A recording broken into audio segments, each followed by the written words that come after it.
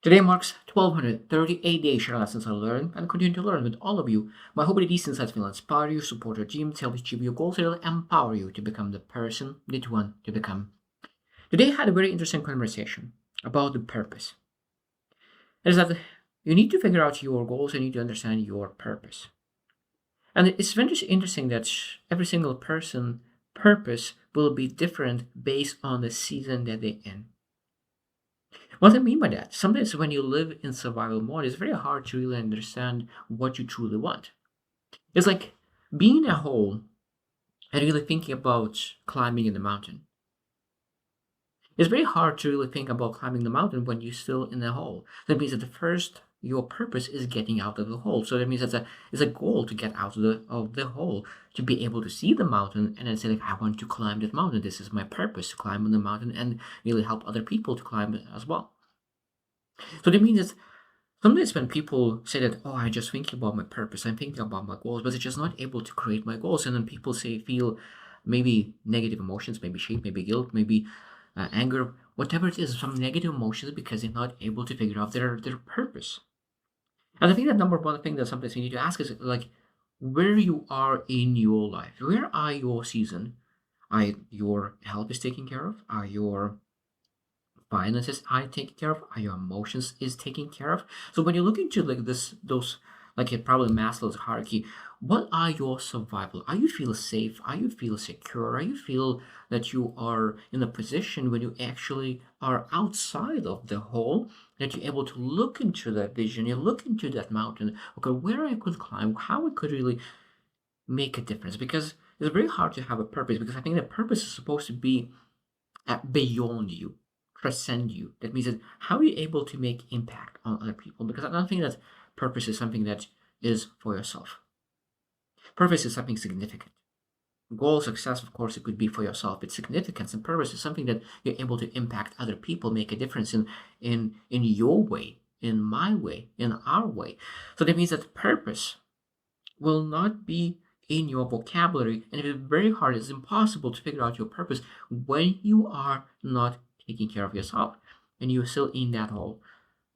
So sometimes the first thing I think is to accept, okay, that's where I am, and I need to really figure out what I do to that. But I today I really want to really ask about what kind of questions should I ask when really want to figure out my purpose. So that means that like the first step, of course, if I'm out of if I security is taken care of, I feel comfortable, everything's taken care of.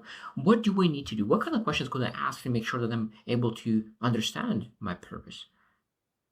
Because I think that we need to really one big thing is that purpose is something internal. It's never we're not supposed to look for purpose in external world. We're not supposed to look for inspiration by other people. Oh, this person's purpose is, or maybe I'm feel inspired by his purpose. No, the only way to figure out your purpose is internal. Going into nature, sit down and think and reflect and ask questions yourself and really understand yourself. There's other things that we're able to really borrow from other people. I think that the values is something that you're able to really understand. Like maybe you don't have very strong values yet, so look at you that you admire, appreciate, and you aspire to be. Go borrow your values and their values, live by those values, and look into how you able to align with those values. But purpose, I think that you're not able to borrow. Purpose is something that you always need to look just inside, and there's not nothing outside. And I think that this one thing is that we just live a life where we live with a mask. We want to belong to other community, belong to other friends, and I think that we forget our purpose because we just have that mask, and we start to believe that that mask is who we are, but that's not who we are. That's why it's very, very important to go back to the core, go back to internally understand who you are, what's your purpose. So today we'll share 10 questions that you're able to ask when you want to be that have that time for yourself, that reflective time, because I think the reflective time is very, very, very important. Number one question that we're able to ask is what excites me and makes me lose track of time? Very, very, very beautiful question. What really makes me do something and I lose the time? So you sit down or maybe walk or whatever it is, and 3 hours go by and you think that, oh, it's just, I thought it's like 15 minutes. Like, I thought it's only 20 minutes. What are the things that you're able to do hours and you never get tired. How, how much more fun could be life be that you able to allocate more time into the things that you love like it is when you're able to do things and you really lost track of time. And there's multiple things. There's a lot of things that I love to do. I love sports. I love reading books and taking notes, and I just lost time by doing that. I love speaking with people and having deep conversations, like meaningful conversations, not like surface level, deep understanding, the purpose, those kind of conversations that really I lose time. And that's just again one of the understandings. What is your purpose? What is that internally telling you? Number two, second question is that what challenges or struggles have I overcome and how can I help others with them? I think that a lot of times the purpose is coming out of your struggle, of your adversity. And I think that is a very beautiful thing is that in my belief, in my faith, is that I truly believe that a lot of times the blessing that we have is in adversity. And a lot of times people have choose to see the adversity as a bad thing, as a terrible thing. That is excuse not to pursue things. But I think that adversity is something that the blessing in our lives because every single adversity has a massive potential for growth. Massive. And I think that when we're able to really ask, okay, what kind of things could they do to overcome that struggle? What kind of things could they do to overcome this adversity? And should it be that first person? Because there's a lot of books written about challenges that people overcome, and if you don't find a book how to overcome that thing, maybe you will be the first one to overcome that struggle, and you'll show example how other people supposed to do it. Number three is if this is a beautiful question. If money wasn't a factor, how would I spend my days? If money wasn't a factor, how would I spend my days? That's a beautiful question. I reflected on that for quite some time, and I was thinking, well, what kind of activities would I do? I know that I'm not there yet, but I know that there's a lot of things I would do differently. I would not be a different person. I would be the same person, but I would allocate my time differently. Because sometimes I know that when you ask it, if money was about how would I spend my days, sometimes we able to say like I would be different. I would act different. I would have different things. I would be the same person, but I would act differently. That's it. I can be able to ask if money wasn't a factor, what would you do? Who you would be? Where you would be? With whom you would be? There are so many good questions about that when money is not a factor. Who is in your life? How much you spend time with whom you spend time? When you spend time? Like it's a beautiful question. What problem in the world break my heart or make me angry? What are the problems in your life that you actually willing to do? Because I think that there are a lot of times what we do is that you know where there's a problem. There's a lot of problems, a lot of opportunities for people to come in and show up, for people to come in and show up. But what we do is that we say that someone's supposed to take care of it. Someone's supposed to do something about it. But I think that when you're truly angry, when you truly say that this breaks my heart, I'm not willing to see that happening. I'm willing to take that action. That is our purpose. The purpose where we actually able to and willing to make a step forward. I said, I will be that person who takes action. Because it's easy to say that someone's supposed to do it. But when you say, I will be that person who will take action. I will stand up. I will show up. That's where the moment is when we say like this is my purpose because I'm willing to stand up and show up for those people, for that path, whatever it is that you choose. Number five is number fifth is that what do people naturally come to me for advice or help with? So when people come in to what do they ask for? Do they ask for advice on life? Do you ask on help for how to build a house, how to build a car, like what kind of things they do they ask on? Because I think that's very, very, very important to understand what you're good at as well. And one of the best ways to understand what your expert level is, what people come to you to ask for advice for. I think it's a very, very beautiful thing. And if people don't come to you, that's again showing that maybe you never allocate time consistently on something. And I think that's supposed to be one of the biggest realizations that I probably was too distracted in my life. So the number one thing for me to really be focused, focused, and focused on one thing for a season of my life until I could have expertise that people could come in and ask for advice. That's very, very important. Number six is when I have felt the most proud of myself. When was the moment when I felt proud of myself? I think that we need to always feel proud of ourselves. But sometimes that the what was the most proud moment in your life? What was that one thing that said, oh, that was amazing? And for me, when I think about it, I love the saying that when you taste significance, success will never fulfill you. When you taste significance, success will never fulfill you. What it means is that success is for yourself. Significance is about others.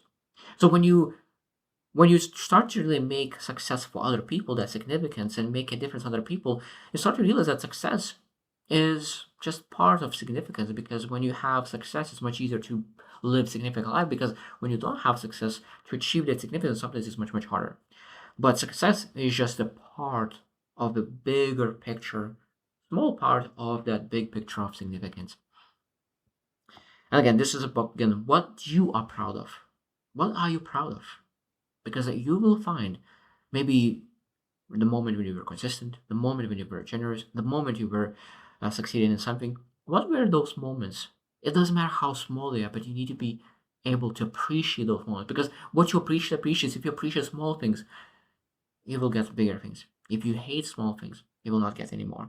Number seven is, what did I love doing as a child before the world told me who to be? That's a beautiful question. I will repeat one. What did I love doing as a child before the world told me who to be? That's a great question, because sometimes in a childhood we already find our purpose. We already find the things that we love. We already find something that really makes us happy. But because we're part of society, part of the community, part of friendships, part of or whatever it is that really brought us or pushed us away from our way. And sometimes we forget our way, and being able to think about what kind of person I used to be, what was the character traits that I used to have, what kind of character traits do I admire of myself in a childhood? Because what the beautiful thing is that we're able to visualize our future self and be admired by that future self and really work to becoming that person. But sometimes we're able to really go back in the past and say, what kind of character traits did they have in the past, and what kind of characters I admire of a person, and maybe I lost some things, and being able to, I lost this part of myself, this part of the character, because I spent with the wrong people, wrong association, wrong environment. And I want to bring back that person who had that purpose, who had that inspiration, who had that that fire and spark in the heart. Sometimes we need to bring that spark again. Number eight, if I had only 1 year left to live, how would I spend my time? This is a beautiful question. If I had that massive urgency, 1 year, how would I spend my time? I guess like almost like very close to the, if money is not always what we do. But now like it is, but you don't have any time. You have only 1 year. What would you do? What do you allocate your time with? What would be that's the key aspects? What would be the most priorities? I think that it's very, very important to understand the priorities. Because until something major happens, a lot of times we delay that prioritization later and later and later, because we focus, including myself, I'm not any different. We focus too many times on urgencies rather than priorities. But if we really focus on urgencies all our lives, those priorities stay priorities all the time without actually being touched. I think so many people lose their life in urgencies because they never focus on priorities. But when you start to understand that there's always will be urgent things, it doesn't matter those urgent things. What matters is priorities. Because sometimes we ask, like, what worst case scenario if urgency or that urgent thing will not happen? If you will not pursue that urgent thing and will focus on priority, what happens? Worst case scenario, what will happen? And I think that this is a part of taking risks, being bold and say, I will not focus on that urgency. I will focus on priority this time, because when I focus on priority, that urgency will take care of all itself. Maybe for this part of the season will be difficult, but urgency will take care of itself when you're actually pursuing priority in your life. Number nine, what's something I would do for free because I love it so much? This is a beautiful question. What do you love so much that you would do for free? maybe communication, speaking, public speaking, um, whatever it is, like even just mechanic, like I don't know, like just so many things. Haircutting, there's everything is good answer. But what are those things for you that you would do differently for free? Now, of course, it needs to be something reasonable. If you say that I love going to nature, I love doing for nature as well. Is that, and again, this could be again for free if you do that for free. Maybe taking pictures of the nature, maybe be a videographer, whatever it is. Like there's always a way to find a way. And I love there's so many people who really say that you're able to really build your life around your purpose. Because I think that a lot of times we build our life and then we think, okay, my life is built. How to how to fit the purpose into my life? But if you still look into okay, how I could really this is my purpose, I will focus on my purpose and how I could include my life into that purpose. I think that's something that is much more powerful because now you really focus on the most important things like vision, purpose, really the things that allows you to live a meaningful life. The last one, number 10, is that I want to mention this question is how do I want to be remembered when I'm gone? This is a beautiful question. That's why I started my YouTube channel. So like when people show up in your funeral, what do you want them to say? Do you want to say that, oh, do you want them to question? Do you remember what kind of person? Oh no, I don't remember. Maybe he was that kind of person. No, I don't think so. Do you want people to question or do you want them to know exactly who you were? And that thought, that question really makes me take action. This question really makes me move forward. This question really allows me to really persevere during tough days because I know that I want to be remembered as a fighter. I want to be remembered as a person who is generous with my time and my energy. I want to be remembered as a person who really makes a difference in people's lives. I want to be remembered as a person who inspires people to make a decisive step, to take that leap to take action towards something that is more meaningful. Because I know that when I was 25 years old, I was doing pretty well, but I was totally lost. When I left my country and I moved to Canada, I connected with different people, I put myself in a different environment, realized that I lived a life that was not fit for me. And I needed to find that.